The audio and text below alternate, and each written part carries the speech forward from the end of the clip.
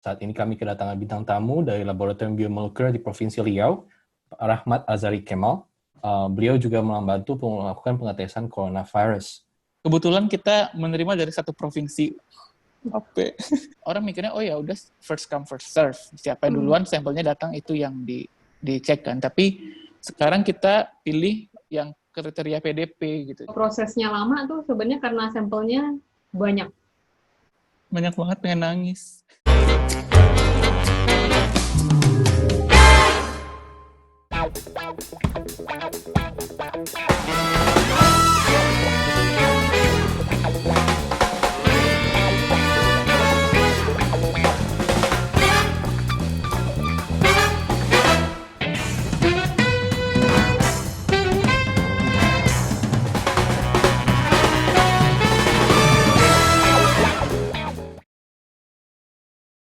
Tapi sampai saat ini belum pernah kekurangan kit.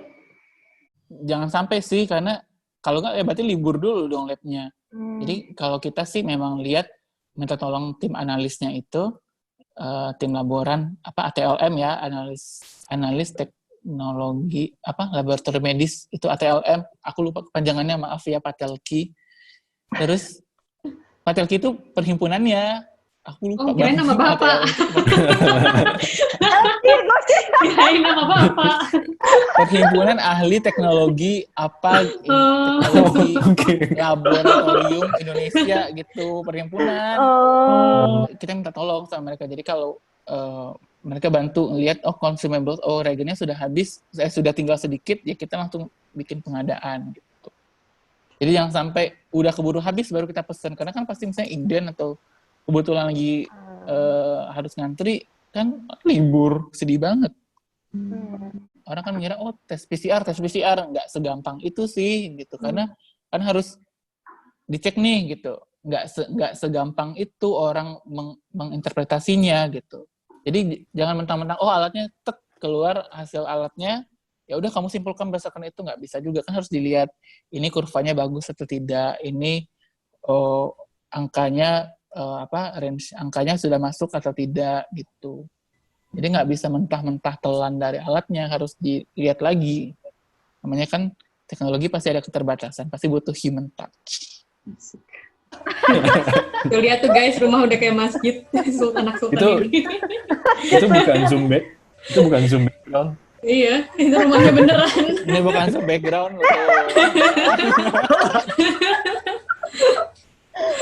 Langsung background kan dipindah-pindah ini ya, berubah. Sama ya. Tadi kan lu bilang, kata lu interpretasinya tidak semudah itu. Itu sebenarnya berarti ada kemungkinan false positif, false negatif dong. Hasil negatif yang salah atau hasil positif yang salah. Itu kemungkinannya gimana kalau dibandingin rapid test? Kan kemarin orang pada diberitain tuh rapid test tidak efektif, tidak akurat. PCR tuh gimana? Kalau rapid test itu targetnya bedanya itu karena targetnya berbeda sih ya.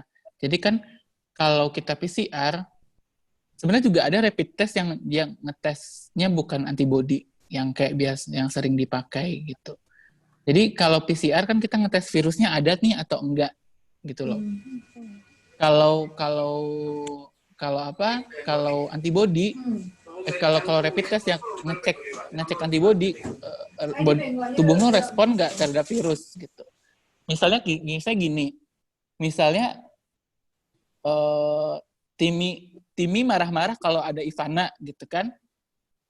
Jadi kalau PCR lo mencari ada nggak Ivana. Tapi kalau rapid test lo lihat Timi marah-marah atau enggak. Tapi kan bisa aja Timi marah-marah karena hal yang lain. Bisa aja dia lagi good mood, jadi adapun Ivana dia nggak marah-marah gitu kan. Jadi itu sih bedanya antara PCR sama rapid test gitu. Dan juga rapid test itu karena antibody kan berarti dia harus ada istilahnya window period gitu, di mana lo sebenarnya terinfeksi tapi belum memunculkan antibody gitu. Jadi ada virusnya masih bisa menularkan tapi tubuh lo belum respons, jadi rapid testnya negatif. Bahkan ketika hasil PCR pun, PCR negatif pun harus jor-joran ngasih tahu ke masyarakat bahwa ini walaupun negatif tetap ya di rumah aja, tetap pakai masker, tetap cuci tangan gitu-gitu. Karena mungkin hasilnya sekarang negatif, who knows gitu.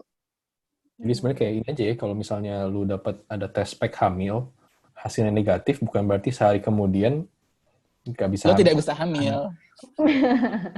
Iya. Betul. Jadi sebenarnya nggak guna ya kalau lo mau iseng-iseng tes juga. Ujungnya lo tetap harus di rumah. Jadi jangan dengan lo ujuk-ujuk bayar ke rumah sakit tes hasilnya negatif terus lo bisa santai-santai keluar, nggak gitu juga ya. Karena bisa aja lo. Tapi mungkin buat beberapa orang kan, maksudnya cemas ya. Jadi kesehatan mentalnya ya silahkan kalau ingin menenangkan. Oh, sekarang saya tidak reaktif nih misalnya. Berarti kemungkinan tidak ada virus. Tapi tetap harus waspada gitu. Berarti setidaknya nggak cemas, tenang sehingga bisa lebih waspada. Nggak apa-apa sih gitu. Tapi jangan sampai jadi merasa oh gue imun, gue negatif nih, jadi petentang-petentang keluar main-main. Tidak. Tapi tadi terkait dengan, kan sempat dibilang nih ngomongin rapid test, ada window periodnya kan tadi lu bilang gitu kan. Kalau misalnya untuk PCR itu sendiri, ada gak sih semacam kayak gitu? Kayak apakah kayak cuman berarti dia di waktu-waktu tertentu aja gitu? Ada iya, makanya yang tadi gue bilang. Gak? Makanya tadi gue bilang, kalau lo negatif harus follow up. Jadi nggak bisa satu negatif gitu. Biasanya 2, ini negatif, besoknya negatif. Oh, for now, you are negatif. Kalau dia positif, apakah, Ya, maksudnya apakah dia positif, kalau misalnya, kan kadang mungkin di beberapa berita gitu ada kayak ada grafik-grafiknya gitu kan. Di virus-virus lain mungkin DNA-nya kalau misalnya RNA-nya tinggi di waktu-waktu tertentu. Apakah saat ini udah ada gitu informasi terkait itu untuk COVID ini sendiri? Kalau data lab-nya sih kemungkinan misalnya kan data PCR itu kan dalam bentuk kurva gitu ya, kurva kapan dia memotong batas threshold untuk menyatakan positifnya itu. Jadi kalau misalnya virusnya banyak, ya dia akan lebih cepat memotong batas itu. Jadi bisa lihat titernya itu ya kurang lebih dari si thresholdnya itu, titik potong thresholdnya itu. Tapi ya sebenarnya untuk masyarakat kan butuhnya positif negatif nih gitu, nggak butuh viral load sebenarnya. Aku juga nggak tahu ya apakah misalnya viral berbeda, dia akan treatment berbeda, gitu, kurang tahu sih. Apa sih yang bisa menyebabkan hasil false positif? Infeksi sama SARS lain, SARS-1 gitu. Tapi kan kalau jadi ada beberapa kit yang misalnya dia targetnya tidak yang virus yang untuk mendeteksi kamu punya corona, tapi belum tahu dia corona 1, 2 atau yang lain. Ya mungkin karena dia ada corona gitu kan, positif ada corona, tapi kan kita nggak tahu dia corona tipe berapa gitu misalnya. Kalau yang PCR sih sekarang sih orang sudah pakai, kalau di awal-awal ya tadi yang kayak gue bilang masih pakai yang itu, makanya harus dikonfirmasi pakai sequencing. Terus kalau sekarang kan udah bisa mendesain yang ini caranya yang lebih spesifik ke si COVID gitu. Jadi yang kalau positif PCR-nya pakai kit ini ya positifnya COVID gitu, bukan positif yang lain. Tapi kalau antibody sih, nah itu kurang tahu ya, antibody itu desainnya seperti apa, kan mereka kan tidak disclose. Ya bisa aja misalnya antibody, karena ini kan masih virus baru ya, masih 4 bulan gitu kan, jadi kita nggak tahu imunologinya seperti apa. Bisa aja misalnya protein yang kita desain itu, atau ternyata virus, misalnya kita kan bisa kena virus corona yang lebih mild gitu kan, seasonal common cold gitu biasanya. Itu pernah kena itu, ya ternyata muncul antibody, bisa detect, bisa nempel ke alat rapid testnya, yang terdeteksi oleh si itunya, jadi false positif gitu misalnya. Tapi gue nggak tahu banget itu gimana prinsip dia pakai molekul apa, deteksi antibodinya seperti apa. Tapi prinsipnya sih pasti kan ini antibody, terus ada nggak, ini antigen, ada nggak antibodinya gitu. Tapi pakai jenis apa, dia deteksinya apa, kurang nggak paham banget sih. Intinya rapid test itu untuk massal, tapi kalau untuk PCR itu lebih spesifik, gitu aja. Iya nggak sih? Sebenarnya kalau dari segi epidemiologi, rapid test itu cuma lihat sudah seberapa banyak yang terpapar dan yang herd immunity ya, untuk ngecek apakah kita akan mencapai herd immunity apa enggak nih gitu ya. Aduh, jangan ngomongin boleh ngomongin herd immunity tapi dalam konteks vaksin ya, jangan ngomongin natural, ngomongin natural herd immunity. Karena kalau ngomongin natural herd immunity artinya membenarkan pembunuhan massal. Hati-hati, Rahmat marah loh nih. Puasa loh. Aduh. Aku mengingatkan, aku hanya mengingat. Rekamannya dilanjutkan setelah buka puasa. Lu so far pernah ngecek kasus reinfection nggak sih, Mat?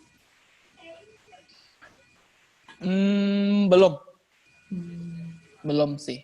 Tapi memang concern kekhawatiran itu wajar gitu, karena namanya virus baru, kita belum tahu apakah memang orang itu nggak kena yang antibodinya tidak optimal yang terbentuk gitu, atau misalnya virusnya ada sedikit perbedaan. Tapi kalau yang sekarang bilang virusnya ada tiga strain, kalau menurut aku sih nggak terlalu ini ya, karena secara bioinformatics paling bedanya sedikit gitu loh, satu sama lain. Kita ada sempat bahas juga ya di episode 2. Aku belum nonton, maaf ya. Di lab cuma promosi, Mat, nggak perlu minta maaf. Podcast. Sambil ekstraksi RNA sambil dengerin podcast. Nggak ada wifi. Tapi Wow. enggak kan, maksudnya lo nggak akan fokus lo pakai APD lengkap gitu terus kayak yang dengerin podcast. Aduh, gue nggak. Dan sekali running itu 48. Jadi sebenarnya sekali running itu banyak gitu kayak podcast. Ntar salah ngitung. Ini udah masuk apa belum ya? Ini udah masuk belum ya? Ini banget. Jadi false negatif deh. Ya false negatif gara-gara dengerin podcast. Jadi sebenarnya ngomongin APD tadi pakai apa aja? Biasanya kalau gue buat juga mau nanya yang sama. Jadi APD lu apa aja sih? Ada sih, mestinya tergantung lagi kerja apa gitu. Ya kalau misalnya lagi di ruang staff masukin data, ya pakai masker kain biasa aja gitu. Tapi kalau misalnya nerima sampel, ya pakai masker bedah gitu misalnya. Yang analis itu pasti harus pakai masker bedah, yang surgical mask yang penimbunnya sekarang lagi rugi itu loh. Karena udah nggak langka lagi ya. Karena orang udah pakai masker kain ya. Tapi lu pakai baju itu? Pakai masker kain. Apa sih namanya? Baju parasut itu? Pakai baju, iya baju. Jadi kalau emang ekstraksi RNA ya pakai itu, terus glove-nya dua lapis, terus pakai masker N95. Sakit banget, coy, ngebekas tahu itu sekian lama, berapa jam. Gimana teman-teman dokter, teman-teman perawat yang berapa jam ngurusin pasien, terus pakai face shield gitu kan. Kalau ada juga orang yang dia pakai Google, gitu. Tapi kalau kami dia kan sudah di dalam kabinet itu kan yang mencegah aliran udara luar nggak bisa masuk, aliran dari dalam nggak bisa keluar gitu. Jadi harapannya face shield aja cukup gitu, nggak harus pakai Google. Terus pakai boots sih. Karena kan takut misalnya somehow amit-amit ketumpahan gitu kan, nggak pengen juga. Makanya di rumah aja, jangan nambahin kerjaan gue. Puasa. Nggak, ini kan mengingatkan saudara. Iya. Berpahala. Episode kali ini Timi punya teman ngegas ya guys. Jadi Timi terlihat lebih ini ya, lebih kalem. Ada temannya lagi yang lebih parah. Jatah gasnya bagi 2. Jatah gasnya dibagi 2. Jatah gasnya bagi 2. Enggak, Timmy lebih mild karena jatah gasnya Timmy itu dibagi 2, gue bawa jatah gas sendiri. Jadi gue lebih ngegas. Minyak lagi jatuh lagi ya. Apa ini? Ya. Ini jatah garingnya Felix tetap ada di Felix, jadi tetap garing. Kayaknya kalau gue dengerin podcast ini sambil ekstraksi air harus kayak yang Anyway, gue sempat dengar nih ada jenis testing baru gitu kan, kayak Gene Expert atau apapun. Di Indonesia udah dipakai atau gimana tuh? jadi kan tes cepat molekuler TCM ini memang sudah dipakai di banyak tempat, tapi untuk TB, untuk tuberkulosis, atau ada banyak sih variannya dari produsen yang sama itu, ada buat HIV, buat hepatitis B, C gitu. Pokoknya ngecek secara DNA gitu. Nah, memang setahu gue sih udah dapat authorization dari FDA, tapi kurang tahu ya. Pokoknya memang dia bilang nih bahwa produsen TCM itu si Gene Expert itu sebenarnya merek ya. Mereknya Civit gitu. Memang dia bilang bahwa kita mengembangkan nih buat SARS-CoV-2 gitu. Nah, aku nggak tahu ketersediaannya di Indonesia. Pasti diadakan sih. Nggak mungkin maksudnya, oh ya udah kita mengadakan PCR, tidak. Karena kan nggak semua daerah, nggak semua lab bisa melakukan gitu. Jadi kayak setahu aku maaf ya, karena biasa di Sumatera, jadi kayak ngomongnya aku gitu. Jangan baper lo orang-orang Jakarta, jago kamu dikit baper. Kayaknya kita nggak ada yang ngomong apa-apa ya padahal. Saya gas. Iya. Lapar. Parah. Jadi misalnya daerah-daerah atau lab-lab yang dia nggak bisa nih punya, karena kan ada kapasitas, maksudnya BSL ada safety levelnya tertentu kan, lo harus alurnya tuh harus seperti ini, lo harus punya ini gitu. Kalau dia nggak punya, nggak bisa dong melakukan, berarti harus ngirim, berarti ngantri, itu yang tadi. Tapi kalau tes cepat molekuler kan dia lebih sederhana gitu, settingan labnya lebih sederhana dibandingkan dengan tes PCR yang sekarang.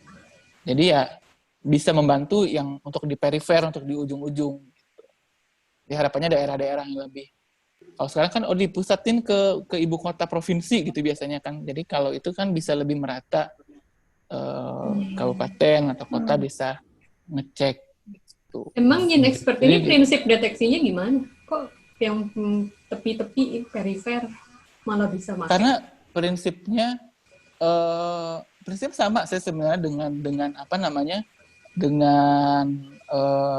real time PCR memang kayak prinsip real time PCR juga, tapi preparasi sampelnya simple banget. Jadi lo ada sampel misalnya sputum nih, dahak, lo masukin lo campurin sama reagennya, terus tunggu inkubasi sekian lama, lo masukin ke alatnya, cartridge alatnya, udah masukin ke alatnya. Jadi lo kerja cuma 3 tahap itu doang, cuma nambahin, nunggu, masukin cartridge, masukin itu. Habis itu alatnya sendiri yang dia ekstraksi, dia amplifikasi, terus nanti langsung keluar hasilnya. Dan alatnya ini affordable. Define affordable. Karena tadi lu bilang untuk membantu daerah-daerah pinggiran. Jadi gue membayangkan kalau daerah pinggiran tuh butuh alat-alat yang mudah, murah, gitu. Karena daerah-daerah, misalnya sudah ada daerah yang sudah punya TCM itu untuk tuberkulosis kan, gitu. Jadi alatnya aja, cartridge-nya aja diganti, alatnya tetap bisa dipakai yang itu. Jadi nggak perlu pengadaan alat baru, nggak perlu nge-training orang baru gitu loh. Jadi udah tinggal kamu lakukan kayak biasa, kayak tuberkulosis biasa gitu. Cuman cartridge-nya assay-nya buat COVID. Berarti sejauh ini di Indonesia distribusi alat ini sebenarnya udah banyak di Indonesia sebenarnya, berarti tinggal tunggu tadi aku nggak tahu cartridge-nya. berapa banyak dan ada di mana aja, tapi lebih merata lah dibandingkan real time PCR. Wow, Kalau gitu sudah bisa digantikan kerjaan oleh robot, kita mau kerja apa nanti ya? Sebagai Kerja marketer apa biologis. ya? Ya, Jual rendang Siti Nurbaya. Bikin podcast. Makanya kita BTW yang belum bikin tahu, podcast Rahmat sekarang. ini selain dosen, dia tuh multitalenta banget. Selain dosen, dia Iya. bisa uji COVID, dia juga pengusaha rendang, guys. Padang Sejati lah. Pintar dagang. Mande-mande. Rancak Mat, mana? ini kayaknya orang-orang Ya. pada bertanya terus nih, kapan sih ini berakhir? Sebagai orang yang ngetes COVID tiap hari, menurut lo gimana nih? ya Kira-kira kapan nih kayak gini? tergantung masyarakat maunya kapan. Kalau masyarakat maunya cepet, masyarakat dan pemerintah maunya cepet, ya berarti harus bener dong. Kalau maunya lama, ya udah lele aja, keluar aja nggak usah pakai masker, sebar-sebar aja terus tuh corona. BTW, Jadi ada terus. itu juga bisa jadi marah-marah lebih lagi ya. cepet loh. Kenapa?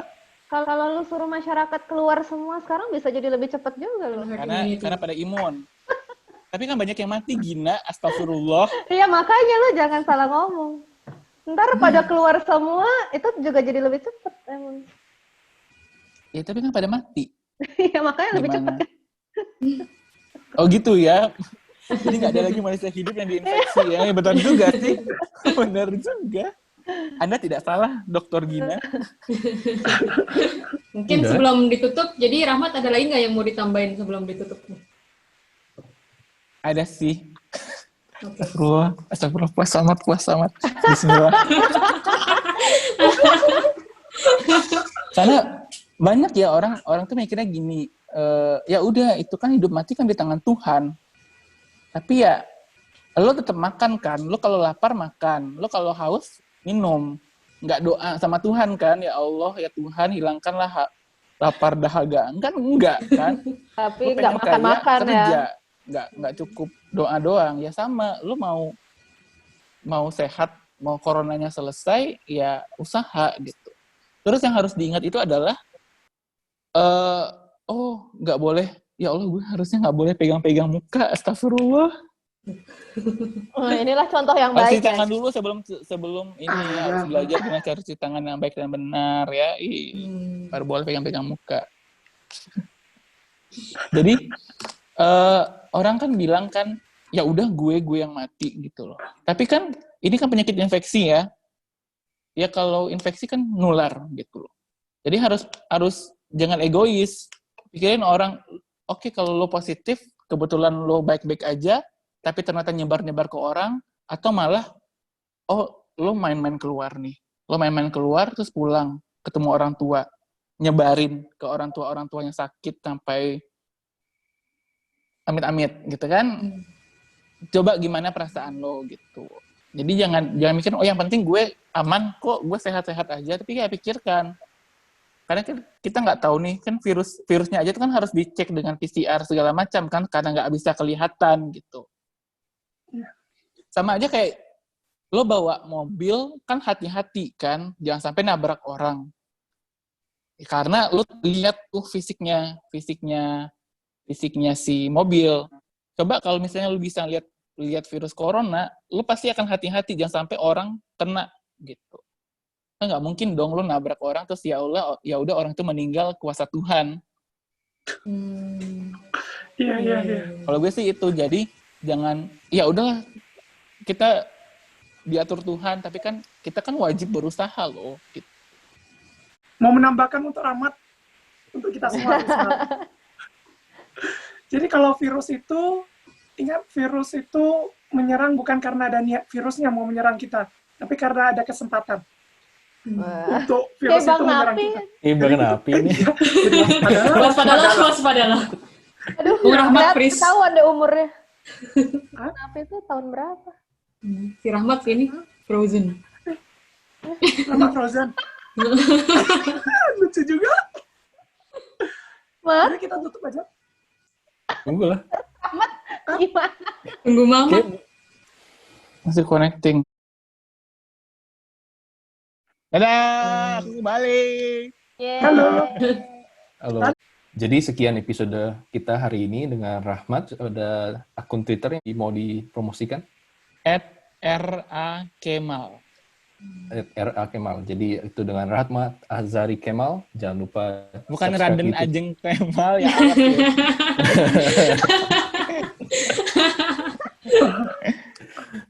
Iya, jangan lupa subscribe YouTube TGI Foxbuster dan follow Instagram kami di @TGIFoxbusters. Kita juga sekarang ada di Spotify dan Apple Podcast. Podcast. Sekian. Jangan lupa bunyikan loncengnya kalau kamu suka. Yeay. Oke, bye.